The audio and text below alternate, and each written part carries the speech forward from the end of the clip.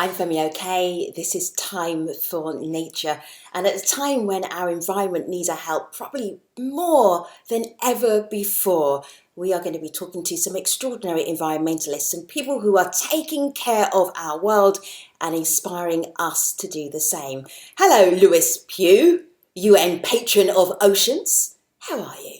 Hi, Femi. Wonderful. Thank you so much for interviewing me. Let's show everybody what you're really well known for, and that's endurance swimming in very frigid waters. So that's a picture in Antarctica. It's a picture in East Antarctica. And so earlier this year, I went down there to undertake this swim down this river. Everywhere now, you see these large supraglacial lakes and supraglacial rivers, these huge, great rivers flowing across this ice sheet. So what these swims do is they highlight what is happening to an issue, but that's the start. I then need to go to the countries who are responsible for protecting this area and try and persuade them to sign the deal to create these large marine protected areas. I am fascinated by the different ways that you change your message, or the message stays the same, but you change your approach depending on where you are. In any negotiation, one's got to be really, really circumspect. A negotiation should never, ever become a battle. A negotiation needs to become an exploration, that you're exploring with them about how you can protect this area. I don't know any world leader, not one world leader, that doesn't want to protect the environment. You just have to be able to get it up so that it is one of the most important things on their agenda that day. So that's the important thing, to be able to really make that story come across and be alive, so that they feel that they're down in Antarctica with you and they understand how serious the situation is. They understand how quickly it's happening, and they understand also how it's going to relate to their country and to their people and to their futures. Lewis, I am going to give you a couple of words and I want you to do an instant reaction. No pause, no storytelling, just I say one word and you react immediately back to me. Biodiversity.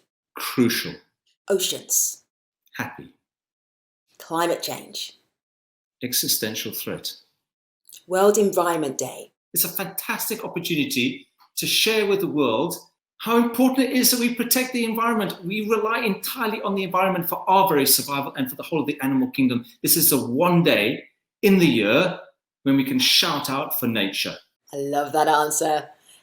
All right, finally, the reason we've got so many extraordinary environmentalists together, people who are caring about our environment, UN patrons, is because we look to you and you help us and inspire us. If there's a young lad, young girl watching right now, what would you tell them?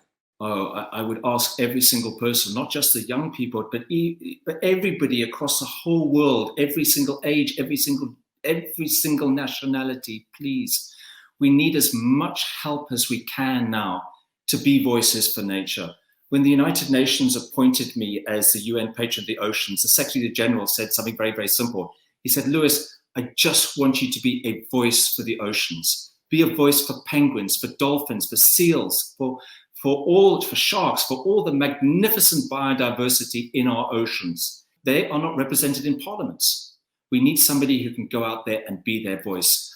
I shouldn't be doing this job just on my own. I want every single other person who cares about the oceans to also stand up and be a voice for this wonderful biodiversity which we have here on planet Earth.